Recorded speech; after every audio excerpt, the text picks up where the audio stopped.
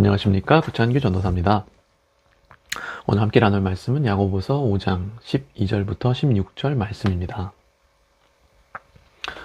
내 형제들아, 무엇보다도 맹세하지 말지니 하늘로나 땅으로나 아무 다른 것으로도 맹세하지 말고 오직 너희가 그렇다고 생각하는 것은 그렇다 하고 아니라고 생각하는 것은 아니라 하여 정죄받음을 면하라. 너희 중에 고난당하는 자가 있느냐? 그는 기도할 것이요 즐거워하는 자가 있느냐? 그는 찬송할지니라.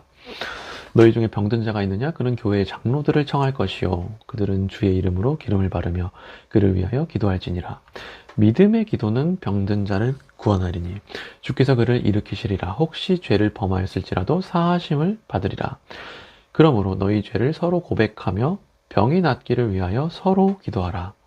의인의 간구는 역사하는 힘이 큼이니라. 아멘.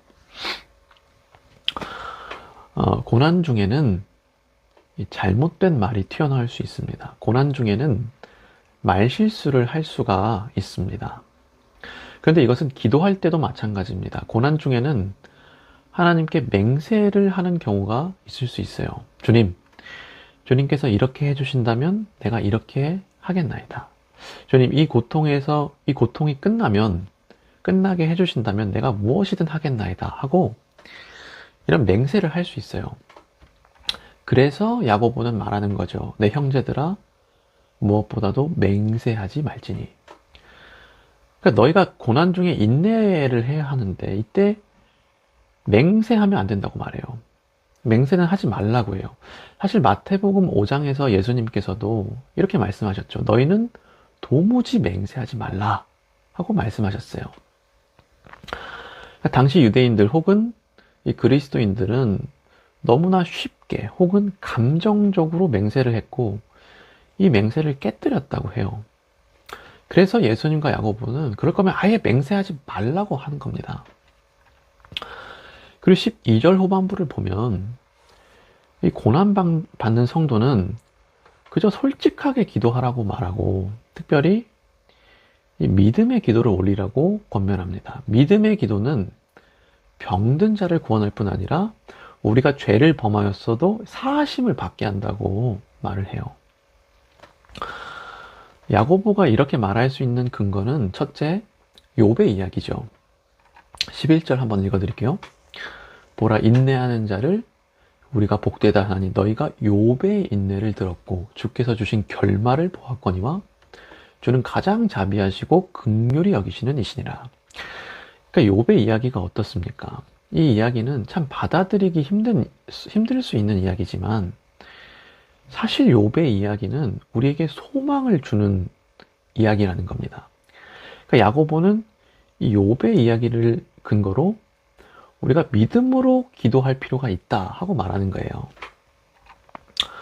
네, 또한 야고보는 엘리야 선지자의 이야기를 근거로 또 이 믿음의 기도를 할 필요가 있다고 말하죠. 그러니까 17절을 보면 엘리야조차도 우리와 똑같은 사람, 우리와 똑같이 연약한 인간이었는데 그도 이 믿음의 기도를 통해 모든 것을 이겨냈다는 겁니다. 그러니까 성도가 고난 중에 해야 할 일은 맹세라기보다는 이 믿음의 기도라는 거죠. 네. 또한 야고보는 이 믿음의 기도를 할 때 특별히 그 하는 방법을 알려주죠. 서로 기도하라고 말합니다. 너희는 죄를 고백하며 서로 기도하고 특별히 교회 장로들에게 기도 요청을 하라고 말합니다.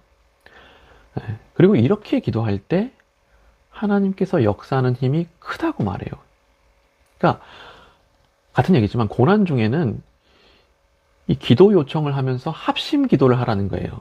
여기에 능력이 있다는 거죠. 다른 거 하지 말고 믿음의 기도 그리고 합심 기도를 하라는 거예요.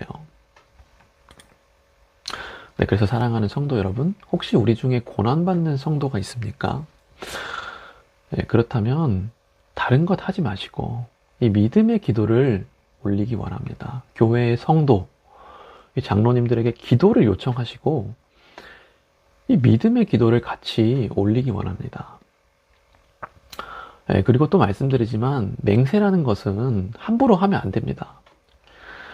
사실 여기에는 좀 신학적인 논의가 있어요.